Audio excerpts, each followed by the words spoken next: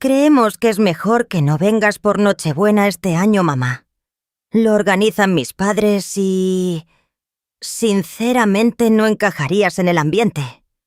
Mi nuera Sofía dijo aquello mientras tecleaba en su móvil sin apartar la vista de la pantalla ni un segundo. Yo me quedé allí de pie en su cocina impoluta que olía a velas de canela y popurrí, con el tarro de mermelada de melocotón que había hecho la semana anterior todavía en mis manos.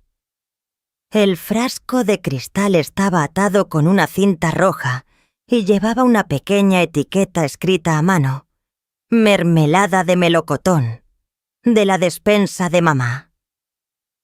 Sonreí un poco desconcertada. Solo he traído un detallito. He guardado esta mermelada que hice, sé que os encanta con las tostadas. Sofía le echó un vistazo fugaz y dijo con una ligereza pasmosa: en casa solo consumimos productos ecológicos de importación. Su voz era tan monótona como si estuviera hablando de una bolsa de basura que había que sacar. Dejé torpemente el tarro de mermelada sobre la encimera, junto a una caja de té de una marca francesa, cuyo nombre no sabía pronunciar. Daniel Mijo. Estaba de pie junto a la barra de la cocina con una copa de vino blanco en la mano sin mirarme. Tampoco dijo nada. Esperé que abriera la boca para defender a su madre, de la misma forma que de niño ponía su manita delante de mi cara para parar la fiebre. Pero no. Solo dio un sorbo a su vino y dijo: mamá, siéntate un rato. Tengo que hacer una llamada a un cliente. Y desapareció de la habitación. Yo seguí allí agarrando el asa de mi bolso.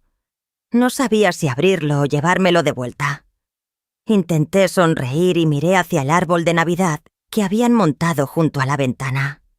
Estaba decorado con un gusto exquisito, tonos blancos y dorados, con luces que parpadeaban al ritmo de la música. Sobre la mesa del comedor, colgada junto a un jarrón de flores, había una pizarra que decía: cena de Nochebuena. Solo invitados, lista A. Por favor, no traer acompañantes. No pregunté nada más. Lo entendí. Salí de su casa pasadas las 6 de la tarde. Nevaba ligeramente y las farolas proyectaban una luz amarillenta sobre el asfalto mojado. Caminé con cuidado por la acera con mis zapatos de suela blanda. Mi pequeña casa estaba a más de 5 manzanas de allí, pero no tenía prisa. El viento frío me cortaba las mejillas. El tarro de mermelada seguía en mi bolso. Pensé que no debía dejarlo atrás. Lo había hecho una mañana de sábado, después de comprar los últimos melocotones maduros de la temporada en el mercado local. Los maceré con limón y los cociné en la olla de fondo grueso que mi marido me había dejado. Etiqueté cada frasco con esmero. Creía que todavía aportaba algo de valor a la vida de mi hijo. Durante los últimos 3 años yo había pagado la hipoteca de esa casa. Cada mes, el día 10, el dinero salía de mi cuenta directamente a la cuenta bancaria, donde Daniel y Sofía figuraban como titulares de la casa en la urbanización Mirasierra. Una zona que, según decían sus suegros, les habían ayudado a comprar, pero que en realidad su madre estaba pagando la mitad en secreto. Nunca les pedí explicaciones. Solo pensaba: bueno, todavía es joven, tiene un largo camino por delante. Su madre ayuda en lo que puede. Pero esta noche me habían dicho que no encajaba en su fiesta, que no era adecuada para el pot ambiente, que no era lo suficientemente buena para sentarme a la mesa organizada por la madre de Sofía. Miré las luces que se proyectaban desde las ventanas de su casa hacia la calle. Dentro reían y hablaban. Se oyó el descorche de una botella de cava.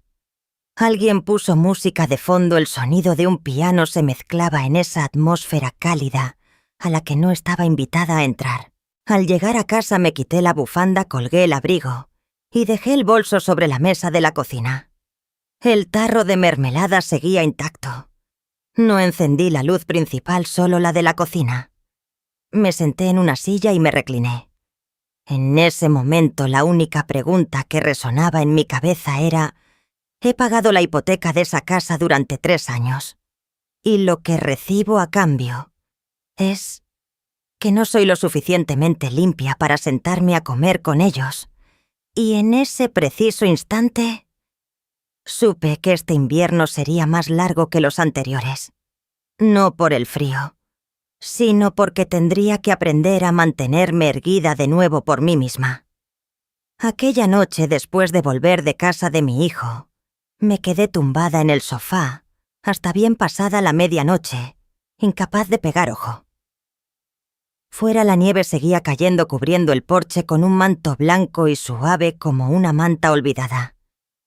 A mi lado la vieja estufa emitía un zumbido constante, lo suficiente para recordarme que seguía viva en esta casa. Aún llevaba puesto el jersey de lana envuelta en una manta, con las manos apoyadas sobre el estómago. En parte por el frío, pero sobre todo porque no sabía qué quitarme primero, la ropa o la sensación de abandono. No soy una persona que se queje, pero cuando cae la noche los recuerdos vuelven tan naturales como el aire gélido que se cuela por las rendijas de la puerta. Tuve un marido, se llamaba Javier. Era ingeniero e investigaba accidentes ferroviarios para el Ministerio de Fomento. Un trabajo nada glamuroso, pero que me aseguraba que cada vez que Javier cruzaba el umbral, no me enfrentaba a un extraño. No nos sobraba el dinero, pero él siempre conseguía ahorrar un poco ya fuera, conduciendo el coche viejo un par de inviernos más, o rechazando un viaje a Las Vegas con sus compañeros. Cada tarde, cuando yo volvía del hospital, Javier ya me esperaba sentado en el sillón junto a la ventana, con un libro en la mano y las gafas caídas sobre la nariz. Unas noches leía cuentos de Miguel Delibes, otras, el editorial de alguna revista de actualidad. No recuerdo el contenido, pero sí su voz cálida, grave y paciente. Por aquel entonces yo trabajaba en la administración del hospital. Un sueldo decente, un horario regular. Hasta que Daniel cumplió 5 años y todo cambió. Una noche de principios de otoño el niño tosió hasta quedarse morado. Todavía recuerdo el silbido en su garganta como una flauta obstruida. Javier corrió a arrancar el coche mientras yo abrazaba a Daniel, dándole palmaditas en la espalda y repitiendo una y otra vez: «Respira, hijo, respira hondo». El diagnóstico del hospital: asma severa. El médico dijo que necesitaba una vigilancia estricta, especialmente por la noche. Al día siguiente, dejé mi trabajo administrativo. Me pasé aquí a enfermería en el turno de noche. Cada turno era de 6 de la tarde a 6 de la mañana. Volví a casa. Casa dormía unas horas y me levantaba para cocinar, limpiar. Aprender a usar el espirómetro y administrarle los aerosoles a su hora. Me convertí en un reloj viviente junto a la cama de mi hijo. Había noches en las que mientras le ponía una vías a un paciente, sentía como si alguien me estrujara el corazón. No sabía si en casa Javier se acordaría de darle el aerosol a Daniel, si le habría puesto una almohada más alta o habría abierto un poco la ventana para que circulara el aire. Daniel creció con el sonido del nebulizador y con una madre que se quedaba dormida en mitad de la cena. Él no lo sabe, pero una vez me derrumbé en el baño, dejando caer las gafas en el lavabo de puro agotamiento.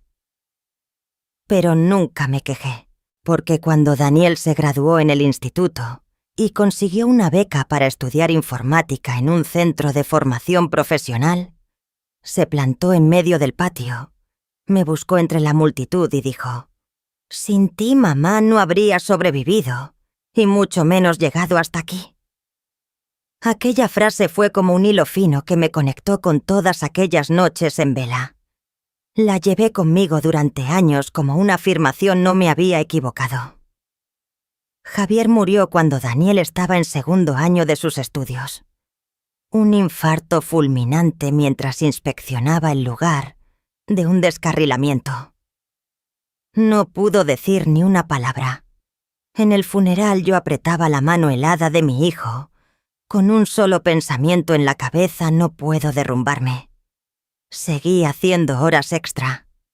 Me ascendieron a jefa de enfermeras y luego volví a hacer turnos de fin de semana porque Daniel necesitaba dinero para un curso de verano, porque necesitaba un ordenador nuevo, porque tenía una novia nueva. No me arrepentí de nada. Simplemente sentía que era lo que una madre debía hacer. En los últimos 3 años desde que Daniel se casó con Sofía, empecé a ayudarles con la hipoteca. Al principio fue una sola vez porque los impuestos de la casa eran más altos de lo previsto. Luego fue porque el coche de Sofía se había estropeado. Y después porque querían cambiar el suelo de madera que el perro había arañado.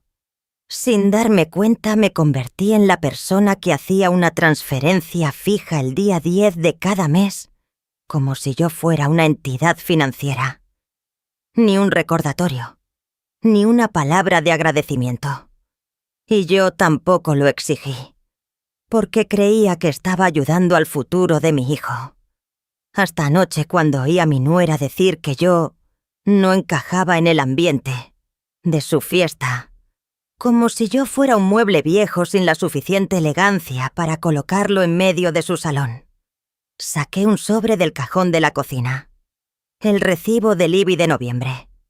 Lo había pagado con mi cuenta de ahorros. Tenía un sello rojo pagado. Miré la cifra y luego levanté la vista hacia el tarro de mermelada de melocotón, todavía intacto sobre la mesa. Entre esas 2 cosas, un coste anónimo y un regalo rechazado, empecé a darme cuenta el precio que había pagado no figuraba en ningún papel. Pero se hacía evidente cada vez que veía la mirada de mi hijo, esquivando la mía. Empecé a toser el fin de semana pasado. Al principio eran solo toses secas y leves, al final de mi turno. Pensé que sería por el aire frío del hospital. Pero la tos persistió cada vez más profunda hasta el punto de que cada vez que me inclinaba para ayudar a un paciente a levantarse, sentía un dolor agudo en el pecho, como si alguien me lo estuviera apretando por dentro. El miércoles por la noche, mientras estaba de turno en planta, la tos fue tan fuerte que tuve que apoyarme en la pared del pasillo. Una enfermera joven me vio tambalearme y me quitó la bandeja de medicamentos que llevaba. Negué con la cabeza y le dije: «Estoy bien, solo es la garganta seca». Pero sabía que no estaba bien. A la mañana siguiente llamé a la puerta del despacho del doctor Luis Morales, el jefe de servicio con quien había trabajado durante años en cardiología. Luis me miró un instante y me dijo sin rodeos: «Carmen, necesitas una radiografía hoy mismo». Me llevó a la sala de rayos X sin hacer más preguntas. 1 hora después me llamó de nuevo a su despacho. Sostenía la radiografía en la mano y sus ojos normalmente serenos estaban ligeramente fruncidos. Neumonía aguda. Y no es leve. Hay signos de que empieza a acumularse líquido. Si sigues trabajando especialmente en el turno de noche, me temo que no pasarás de la semana que viene. Exhalé mirando la radiografía como si fuera la prueba de algo que siempre había evitado. Ya no era la mujer de 30 años con una salud de hierro. Luis añadió: «Necesitas al menos 4 semanas de descanso. Ya te he escrito el parte para el hospital. Buscarán a alguien que te sustituya». Esa tarde volví a casa e intenté prepararme una infusión de jengibre. Tomé los antibióticos y me senté a la mesa de la cocina. La débil luz de invierno entraba por la ventana iluminando el calendario de la pared, donde había anotado con bolígrafo rojo: 10-12. Transferencia hipoteca Daniel. 2.948 €. Miré esa línea durante mucho tiempo. Mentalmente hice cálculos con la baja por enfermedad después de descontar seguros e impuestos. No tendría suficiente para vivir y pagar esa cantidad. Sabía que necesitaba descansar para recuperarme, pero también sabía que si no transfería el dinero Daniel y Sofía, tendrían problemas. Cogí el teléfono y llamé a Daniel. Contestó al tercer tono. «Diga, mamá, Hijo, dije lentamente, acabo de venir del médico. Dice que tengo neumonía. Necesito estar de baja 4 semanas. Así que quería pedirte si puedo dejar de ayudaros con la casa solo este mes hasta que me recupere». Hubo un silencio de unos segundos al otro lado. Pensé que me preguntaría: «¿Estás bien, mamá?». Pero en lugar de eso, Daniel dijo con un tono de sarcasmo que nunca antes le había oído tan claramente: «¿Estás usando tu salud para controlar el tema del dinero?». Me quedé helada. «No yo solo. Es que estamos a punto de reformar el nuevo salón de belleza de Sofía. Si no nos envías el dinero este mes, se nos va todo el plan al traste». No tuve tiempo de responder cuando el teléfono me avisó de una llamada entrante de Sofía. Colgué a Daniel y contesté. Sofía habló rápido con un tono monótono como si leyera un guión. «Carmen, sé que no intentas ponernos las cosas difíciles, pero deberías entender que ya hemos pagado la fianza. El salón es un paso muy importante para construir nuestra marca. Si dejas de transferir el dinero ahora, nos retrasaremos con el pago de la casa y todo el proyecto del salón se vendrá abajo». No supe qué responder. Dije que lo pensaría. Esa noche, después de tomar un plato de sopa aguada, abrí el portátil. Entré en mi banco online y fui a la sección de transferencias programadas. La línea familiar apareció en la pantalla: «Pago recurrente. 204812 €. Próximo. 10 de diciembre». Miré esa cifra durante mucho tiempo. La imagen que me vino a la mente no fue una factura ni un calendario de pagos, sino una noche de hace 20 años, sentada agotada en el baño después de haber hecho 2 turnos seguidos, solo para poder pagar la matrícula de Daniel de ese semestre. Y ahora, cuando estaba enferma y solo pedía un mes de descanso, ese mismo hijo me preguntaba si estaba usando mi salud para controlar el dinero. Moví la mano hacia el ratón. Hice clic en el botón. «Cancelar transferencia recurrente». Apareció una ventana de confirmación. «¿Está segura de que desea cancelar?». Levanté el dedo. Dudé un segundo. Y luego hice clic. La pantalla mostró un mensaje en verde. «La transferencia programada ha sido cancelada con éxito». Apagué el ordenador. Me quedé quieta. Mis manos temblaban un poco. Pero no era por la tos, sino por algo que no me había dado cuenta de que había perdido hacía mucho tiempo: el derecho a decidir. Por primera vez en muchos años sentí que acababa de recuperar una pequeña parte de mí misma. Pensé que después de cancelar la transferencia recibiría una llamada, o al menos un mensaje. Una pregunta, unas palabras de Daniel, mi hijo, ya fueran de enfado o de amabilidad. Pero pasaron 2 días, y el teléfono permaneció en silencio. Volví a trabajar el lunes, pero ya no en el turno de noche. El doctor Morales me consiguió un puesto en administración, gestionando historiales médicos. Era mucho menos agotador. Se lo agradecí con un bizcocho de plátano que había hecho la noche anterior, todavía caliente envuelto en un paño de cocina. «Trabaja menos horas extra», me dijo cuando salía de su despacho. «Con la salud no se juega». Asentí. Pero mi mente estaba en Daniel. Esa noche, al llegar a casa, me preparé un chocolate caliente. Saqué una manta de lana al sofá, encendí la lámpara de lectura y abrí el portátil para revisar el correo. Todavía tenía la costumbre de mirar las carpetas de promociones y spam, por si se me había pasado algo importante. Y fue entonces cuando lo vi. Un correo electrónico extraño. Asunto Re. Plazos de la casa. Ajuste de enero. De Daniel García. Para Sofía Rece. Herrero C. Carmen García. Por error. Fruncí el ceño. Hice clic para abrirlo.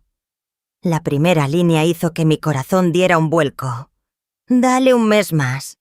Luego le dices que estás agotada por la presión y que necesitas un descanso.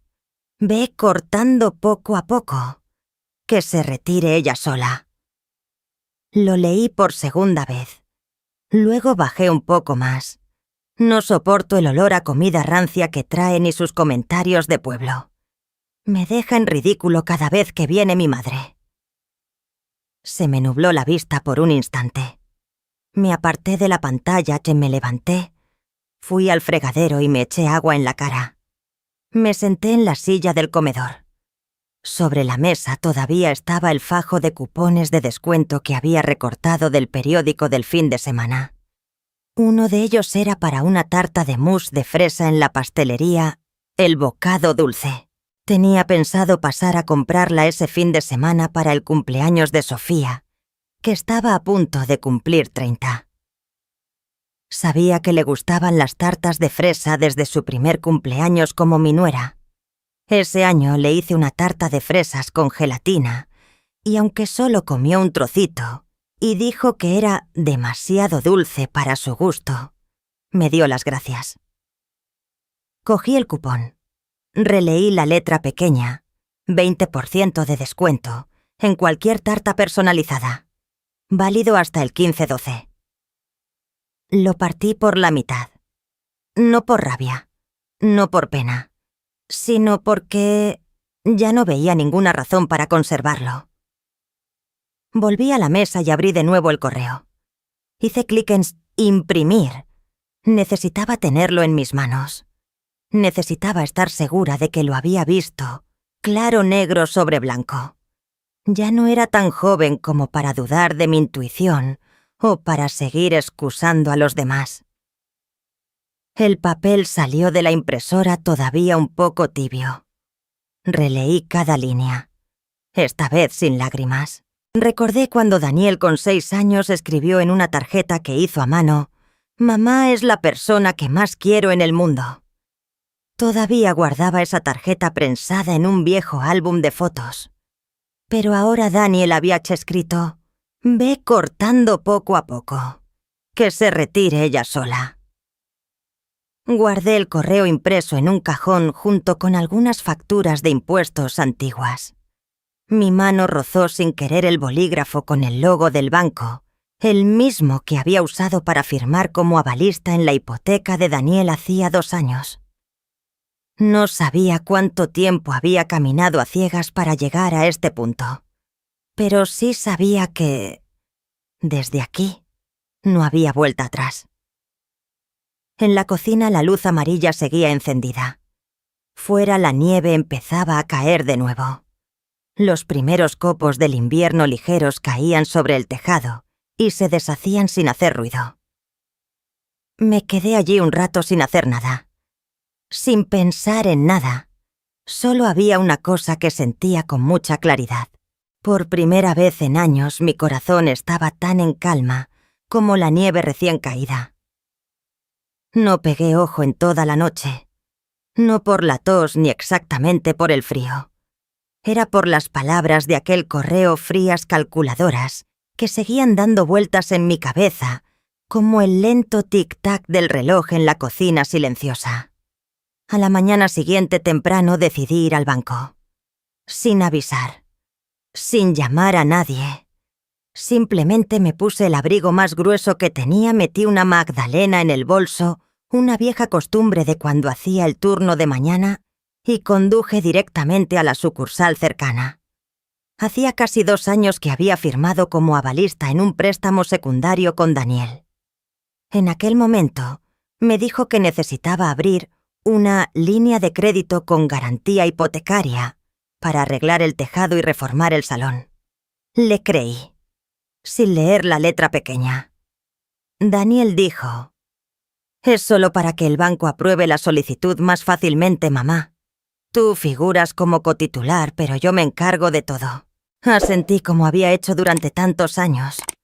Cuando llegué, el mostrador de atención al cliente todavía estaba vacío. Una chica joven llamada Laura con una placa identificativa amarilla me invitó a sentarme en su mesa. Tenía los ojos marrones, llevaba gafas redondas y el pelo recogido en una coleta baja. Hablaba con suavidad.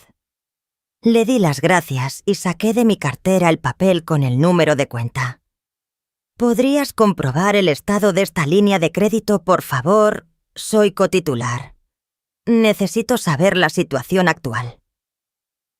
Ella sintió y tecleó en su ordenador. Sus ojos se detuvieron en la pantalla, unos 3 segundos antes de volverse hacia mí.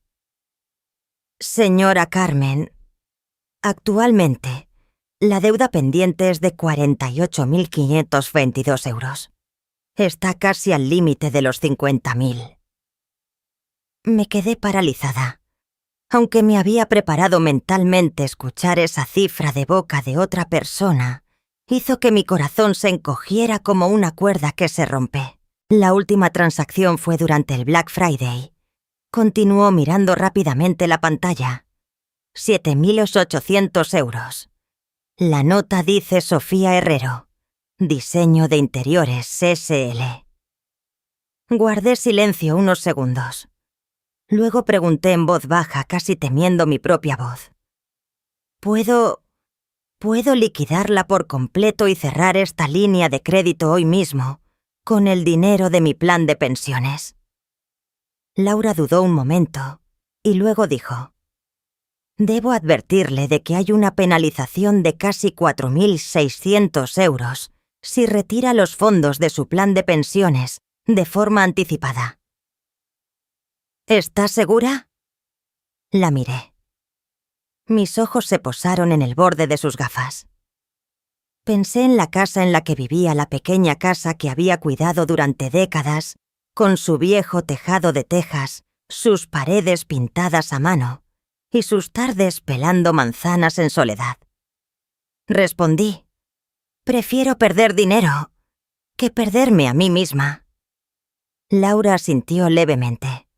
Se puso a imprimir los documentos. Cuando cogí el bolígrafo para firmar, mi mano temblaba un poco. Ella levantó la vista. Una mirada de fugaz vacilación, y luego en silencio me entregó la carpeta con los papeles. Cuando terminé de firmar, cogió el justificante, lo metió en un sobre blanco, con el logo del banco, y me lo entregó suavemente sobre la mesa. Perdone si esta pregunta es impertinente, dijo bajando la voz. Pero, ¿su hijo sabe que está haciendo esto? La miré. La miré fijamente, durante un largo rato. Luego sonreí levemente. Si lo supiera, probablemente ahora mismo estaría en el hospital por un infarto. Ella esbozó una sonrisa forzada y se levantó para acompañarme hasta la puerta. Le di las gracias sin mirar atrás. De camino a casa paré en una gasolinera. Compré una botella de agua y un paquete de galletas baratas. No tenía hambre de verdad, solo necesitaba hacer algo por mí misma, por pequeño que fuera. Al llegar a casa me quité los zapatos, colgué el abrigo en el perchero y dejé el sobre del banco sobre la mesa de la cocina. La luz de la tarde entraba por la cristalera. Abrí un cajón, saqué un rotulador negro y escribí en la esquina del sobre: Libertad, 15 de diciembre. Guardé cuidadosamente el sobre en la pequeña caja fuerte que tenía bajo el armario de la vajilla, junto a otros documentos importantes.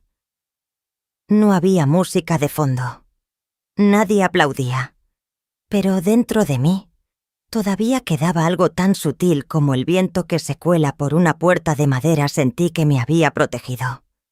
En silencio. Pero esta vez no había firmado con los ojos cerrados. No porque ya no quisiera a mi hijo, sino porque estaba empezando a aprender a quererme a mí misma de una vez por todas. Recibí una llamada de Sofía a las 6:58 de la mañana de un sábado. El teléfono vibró 2 veces, se silenció y luego su nombre apareció de nuevo en la pantalla. Estuve a punto de no cogerlo. Su voz al otro lado del teléfono estaba casi rota. Yo necesito verla. Por favor. No será mucho tiempo. Me quedé en silencio un momento y luego respondí. Buscaré un hueco. Quedamos en una pequeña cafetería en las afueras de la ciudad, un lugar donde no solía ir gente conocida. Lo elegí porque era tranquilo, discreto y también porque percibí la vacilación en la voz de Sofía.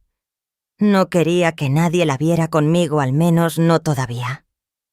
Llegué primero y pedí un café solo. Fuera el cielo estaba encapotado y pequeños copos de nieve comenzaban a caer como motas de polvo flotando frente al cristal. 10 minutos después entró Sofía. Llevaba un abrigo de paño gris claro, el pelo recogido de cualquier manera y la cara sin maquillar.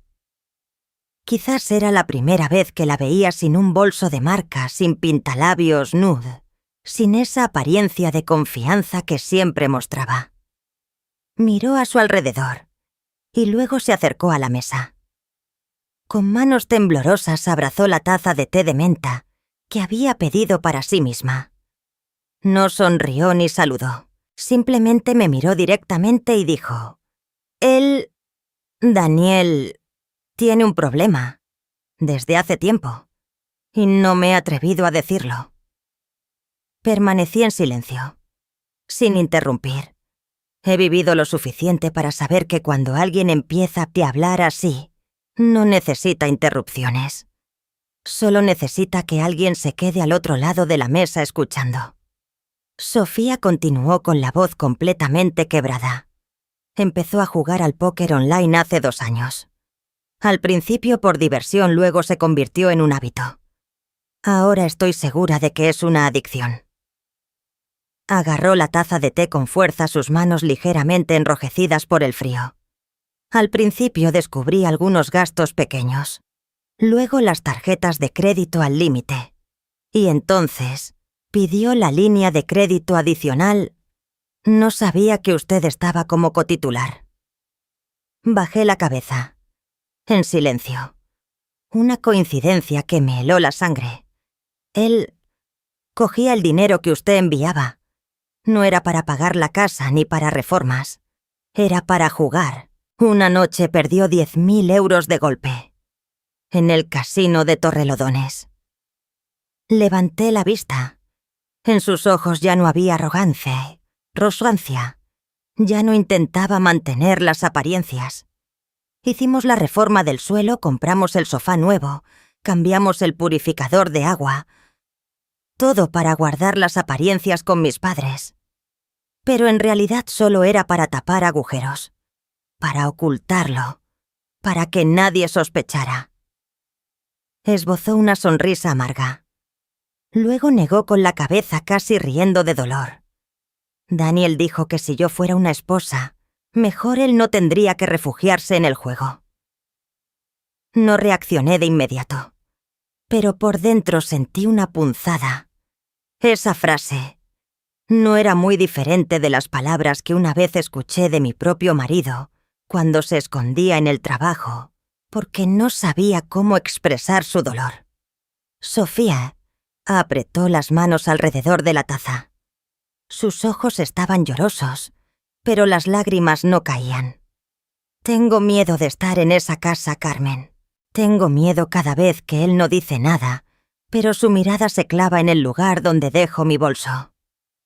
Sé que está pensando en el dinero. Tengo miedo de que un día abra mi cartera mientras duermo. Y tengo aún más miedo de que ya no me quede ninguna reacción. No soy una persona que se ablande fácilmente. Pero en ese momento, al ver a la nuera que una vez me hizo sentir pequeña, ahora sentada frente a mí, como una niña atrapada, sentí lástima. Lástima por ella. Y lástima por mí misma. Siempre pensé que Sofía era la razón por la que Daniel había cambiado. Ahora entendía que quizás Daniel ya había cambiado mucho antes. y yo me había negado a verlo. Nos quedamos sentadas otros 15 minutos, sin decir mucho más. Sofía se secó los ojos, se terminó el té y se levantó. Siento haber dejado que todo llegara a este punto. Yo solo asentí levemente. Lo sé. Cuando se fue me quedé sentada, mirando la nieve caer tras el cristal. La pregunta en mi interior ya no era ¿por qué me has hecho esto, hijo?, sino ¿hasta dónde has llegado sin que yo me diera cuenta de nada? Después del encuentro con Sofía en la cafetería, no volví a casa directamente. Conduje sin rumbo por algunos barrios antiguos, lentamente, como si esperara que las calles me ayudaran a descargar el peso que sentía en el corazón. Cuando llegué a casa el sol ya se había puesto y una fina capa de nieve cubría el porche.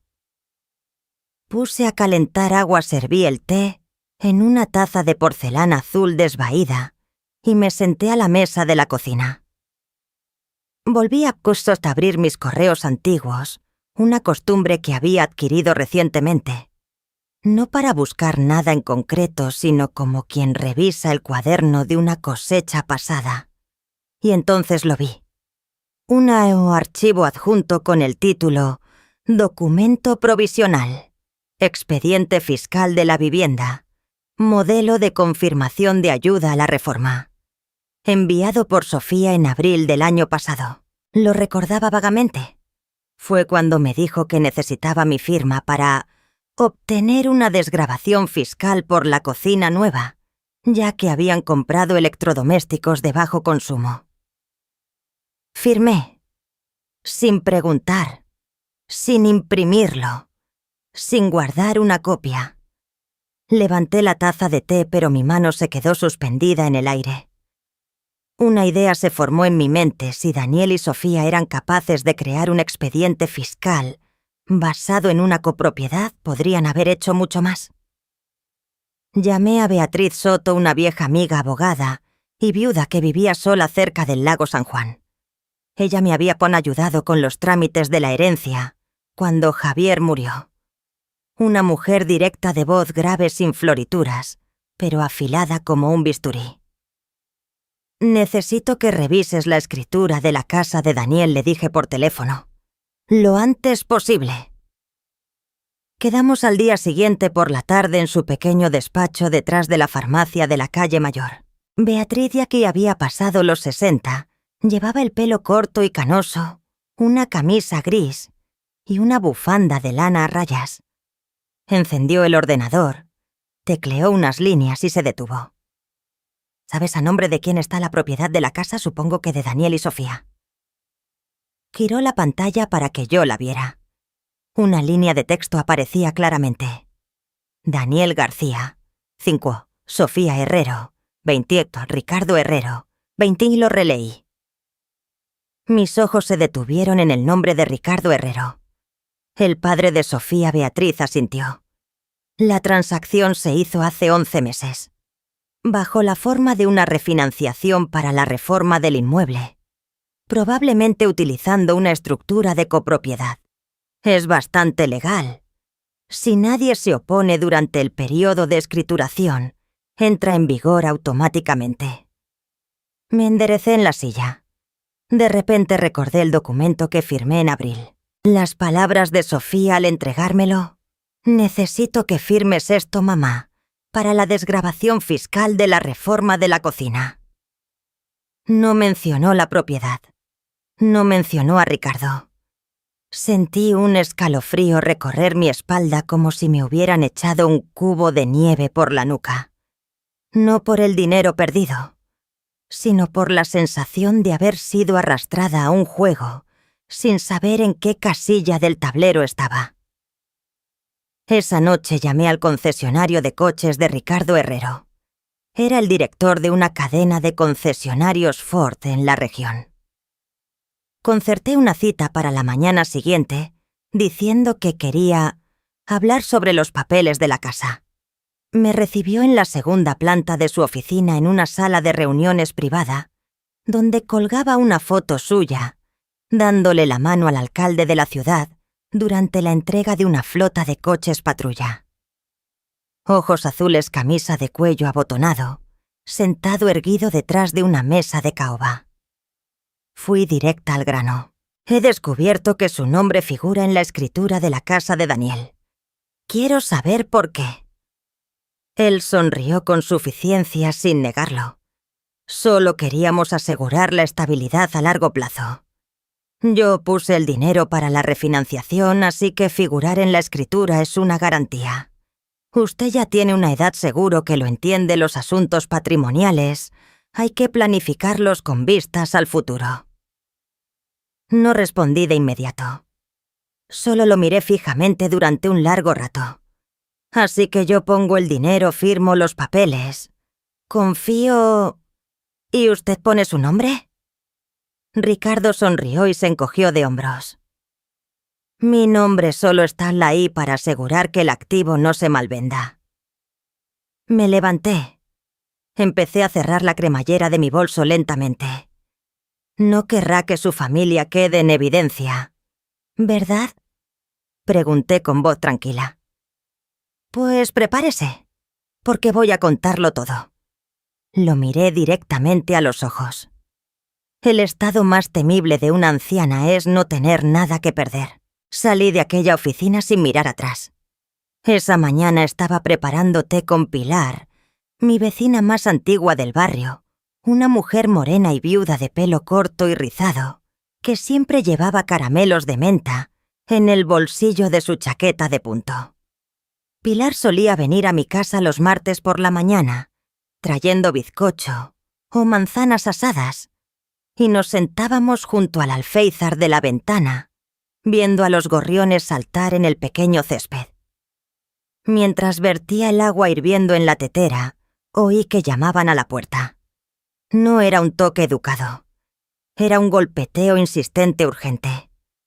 El sonido de la madera contra el marco parecía querer atravesar la casa. Pilar me miró. Dejé la tetera y me sequé las manos en el delantal. Voy a ver quién es.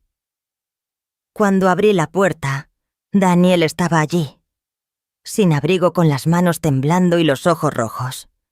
No esperó a que lo invitara a pasar. Entró directamente en la casa con un grueso expediente, sujeto por una goma elástica amarilla. Cerré la puerta con calma. «Hola, hijo». Daniel dejó el expediente sobre la mesa de la cocina. Su voz era ronca pero clara. «Este es un expediente de evaluación de capacidad financiera y psíquica. Ya he enviado un borrador. Como sigas negándote a ayudar, presentaré el original en el juzgado». Vi a Pilar de pie detrás del marco de la puerta del salón, sosteniendo su taza de té, con manos temblorosas. Le hice un leve gesto con la cabeza para tranquilizarla y me acerqué a la mesa. «Es decir, que si no envío más dinero se me considerará incapacitada». No pregunté. Daniel no respondió de inmediato. Miró hacia otro lado. «Estás confundida, mamá. No recuerdas bien las transacciones. Dices cosas que nadie entiende. Todo el mundo lo ve». Sonreí. No fue una carcajada, solo una sonrisa tan débil como el viento frío. Recuerdo haber firmado un papel en 2006 para que te concedieran la beca MEC. ¿Te acuerdas? Cuando te faltaba nota en inglés, escribí una carta a mano a tu tutor explicando que habías faltado a clase por tus crisis de asma. Confié en ti. Saqué un pendrive plateado de un cajón y lo puse sobre la mesa, junto al montón de papeles que Daniel había traído. Aquí dentro está la grabación de nuestra llamada del 10 de diciembre, cuando dijiste que estaba usando mi salud para controlar el dinero. También está el correo que Sofía reenvió por error, donde planeabais cómo cortar poco a poco para que me retirara yo sola. Están las imágenes de la cámara del banco del día que fui a liquidar la línea de crédito, y la lista de transferencias que he hecho durante los últimos 36 meses desde mi cuenta de pensiones con sus códigos de transacción. Hice una pausa mirándolo directamente a los ojos. Si quieres ir a juicio, estoy lista. Pero esta vez voy con mi abogada. Daniel se quedó inmóvil, los labios apretados. Nunca había visto a mi hijo retroceder tanto, no por un grito, sino por un silencio abrumador. Yo no pretendía ingresarte. Solo que... Levanté la mano. Sí que lo pretendías. Desde el momento en que firmaste este borrador. Pilar salió del salón todavía con la taza en la mano. No dijo nada, solo se puso a mi lado. Daniel nos miró a las dos, y sin decir nada más, recogió su expediente y se dirigió a la puerta. El sonido de la puerta al cerrarse a su espalda fue como un punto y final, pero sin ser redondo. Me senté a la mesa. Pilar me puso una mano en el hombro y luego en silencio empezó a recoger las tazas. No lloré. Ya no había espacio para la ira o la tristeza. Dentro de mí solo quedaba una sensación: lucidez. La lucidez no significa dureza. Es algo que se adquiere después de vivir lo suficiente para entender que el amor también necesita límites y que la confianza debe ir acompañada de transparencia. Guardé el pendrive en una pequeña caja de metal con cerradura y la volví a colocar en el cajón etiquetado Expediente de autoprotección. Un nombre que sonaba extraño, pero que me daba más seguridad que la primera vez que recibí mi título de enfermera 30 años atrás. No sé en qué momento empecé a sentirme más ligera. Quizás fue después de esa mañana en que Daniel cruzó el umbral de mi casa sin mirar atrás, o quizás cuando guardé el pendrive en la caja de metal y le puse la etiqueta Expediente de autoprotección. Pero probablemente en realidad todo comenzó cuando dejé de sentir la necesidad de explicar quién era o qué había hecho por el hijo al que más quería.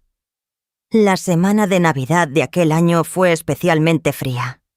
El hielo cubría las ramas de los árboles de la calle del Cedro, y cada vez que abría la puerta, el viento se colaba por la rendija, como si quisiera recordarme que el año viejo estaba a punto de terminar. No tenía planes para Nochebuena. Daniel no me había invitado, y yo no esperaba que lo hiciera, hasta que Pilar apareció en mi casa con una bolsa grande que contenía una corona de pino y una pequeña guirnalda de luces parpadeantes. No vamos a dejar que te quedes sola en esta casa solo porque alguien piense que no brillas lo suficiente para ir a su fiesta.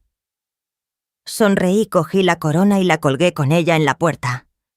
Sentí el frío en las manos, la resina del pino pegada a los dedos y el aroma fresco y ligero que inundó la casa. Isabel también vino, una vieja amiga con la que había trabajado en la clínica de maternidad. Traía una bandeja con un pollo asado al limón, con un olor delicioso cuidadosamente envuelto en papel de aluminio. Sigo haciendo este plato para mi marido cada año, aunque hace ya 8 que murió, dijo. Mantener las rutinas me ayuda a sentir que no lo he perdido todo. Pusimos la mesa en el salón, mi vieja mesa de madera, cubierta con un mantel de cuadros rojos y blancos, y un ramo de tulipanes blancos en el centro. Sencillo, sin pretensiones. El doctor Luis Morales también vino, no con su aire de médico de hospital, sino como un hombre jubilado que traía un libro de poemas encuadernado en lino. Me regaló un ejemplar de Devotions de Mary Oliver, dejándolo sobre la mesa como un regalo temático. Cuando todos estuvimos sentados con las copas de vino servidas y las luces encendidas, abrió el libro y leyó un fragmento. Dime, ¿qué piensas hacer con tu única, salvaje y preciosa vida? Tell me what is it you plan to do with your one wild and precious life. Esa frase resonó en la pequeña y cálida habitación, entre el olor a bizcocho, el tintineo de los cubiertos y las risas, no muy fuertes pero sí auténticas. Miré a mi alrededor. Pilar le servía más ensalada a Isabel, hablando y riendo. Isabel se limpiaba las manos con una servilleta contando la vez que casi pierde un vuelo para ir a ver a su nieta. Luis estaba sentado pensativo acariciando el lomo del libro. Sobre la mesa había vino tinto, un pollo asado, dorado un pastel de mantequilla y nueces, y el ramo de tulipanes blancos en el jarrón de cristal que antes usaba para guardar las lentejas. Nada lujoso, pero todo era suficiente. Nadie mencionó a Daniel. No hacía falta, y yo no sentí ningún vacío. Por primera vez en 3 inviernos estaba sentada en mi casa rodeada de personas que no llevaban mi apellido, pero que me hacían sentir en familia. Por primera vez en 3 años reí de verdad, sin forzarlo, sin dejar un regusto amargo. Y comprendí algo que parece que todo el mundo sabe, pero que a mí me costó 68 años entender de verdad. No necesito la aceptación de mi hijo para saber que merezco un sitio en la mesa. En marzo la nieve se derritió antes de lo habitual. Las ramas de los sauces frente a la casa comenzaron a brotar con un verde pálido y las ardillas dejaron de esconderse en el tejado para volver a corretear por los viejos escalones de madera. Me mudé de la casa de la calle del Rosal el primer fin de semana de abril. Sin hacer ruido, sin avisar a los vecinos. Solo Pilar me ayudó a etiquetar las cajas, mientras Isabel conducía su furgoneta para llevar algunas macetas, los arbustos de romero y las margaritas que siempre cuidaba en el porche.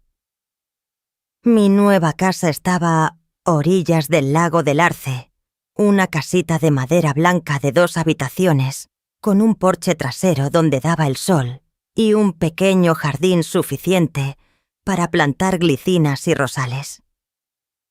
No me fui sola. Luis también se había jubilado y quería vivir en un lugar donde pudiera escuchar a los pájaros, en lugar de las alarmas del hospital. Acepté. No con palabras, sino colocando un par de tazas de porcelana en la nueva estantería. Las noticias sobre Daniel llegaron como un susurro. No de él, sino de Sofía, que de vez en cuando todavía me enviaba mensajes cortos, sin disculpas ni explicaciones, solo contando. Que Daniel había ingresado en un centro de desintoxicación financiado por la familia Herrero, como una forma de salvar las apariencias, después de todo. Que ella se había mudado de casa alquilando un pequeño apartamento, cerca del barrio de las Artes, y había empezado a trabajar para una ONG de publicidad social. Me dijo, no sé si merezco el perdón, pero estoy intentando vivir con más decencia cada día. Le respondí con una frase, vivir con decencia es suficiente. Para los demás. Y para una misma. Fundé el Círculo de las Hermanas que no se olvidan una tarde de miércoles. Sin financiación. Sin pancartas. Solo un grupo de 12 mujeres de entre 58 y 76 años, sentadas en la sala comunitaria cerca de la biblioteca municipal. Cada una traía una historia. Una a la que su hijo había usado como aval para un negocio que quebró. Otra a la que su exmarido le había falsificado la firma para hipotecar la casa. Otra a la que su propia hija le había cancelado el seguro médico sin avisar. Nadie se lamentaba. Nadie culpaba. Solo contaban. Y se escuchaban. Pilar trajo una tarta de manzana casera. Cortó cada porción, la puso en platos de papel y dijo, hacer un pastel es fácil, pero hacer que una persona mayor no se sienta invisible, para eso hace falta una habitación entera. Miré a mi alrededor. Sabía que tenía razón. Esa noche al volver a casa preparé té, encendí la luz amarilla y abrí el cuaderno de cuero que Luis me había regalado el día de la mudanza. En la portada estaba grabada la frase: ni olvidada, ni borrada. Me senté a escribir la primera carta que no iba dirigida a nadie, más que a mí misma. Querida Carmen, esta es la primera vez que pongo tu nombre en la lista de prioridades, sin sentirme culpable. No como madre, no como esposa, no como apoyo financiero, no como guardiana de las apariencias. Solo tú. La mujer a la que le gustan las tartas de fresa. La poesía de Mary Oliver, la que una vez creyó que el silencio era una forma de amar a un hijo y que ahora sabe que quererse a una misma también es un acto de bondad. Nadie te ha pedido perdón y tú no necesitas concedérselo a nadie, pero has elegido seguir adelante, no para alejarte de alguien, sino para acercarte a ti misma. Hoy has hecho algo que nunca le habías concedido a nadie. Te has elegido a ti misma. Y eso es el regalo más auténtico de todos. Yo cerré el cuaderno. Fuera soplaba una brisa suave. Las primeras flores de las glicinas comenzaban a abrirse. Su aroma se colaba por la ventana de madera, lo justo para hacerme sonreír. No por nadie más, no para que nadie me viera. Solo para que yo misma supiera que seguía ahí, completa y valiosa. Si todavía estás aquí después de cada capa de dolor, silencio, resistencia y finalmente sanación, gracias, porque has caminado conmigo no para verme caer, sino para ver a una mujer levantarse, aunque fuera despacio, aunque fuera tarde, pero con toda su dignidad. No soy nadie especial.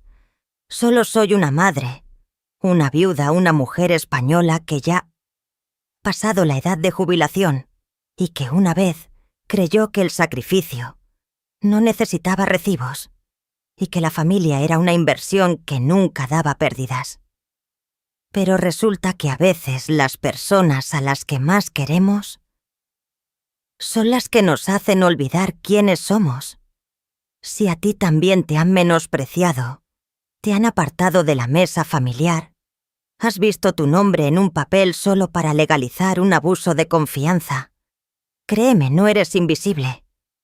Y no estás sola.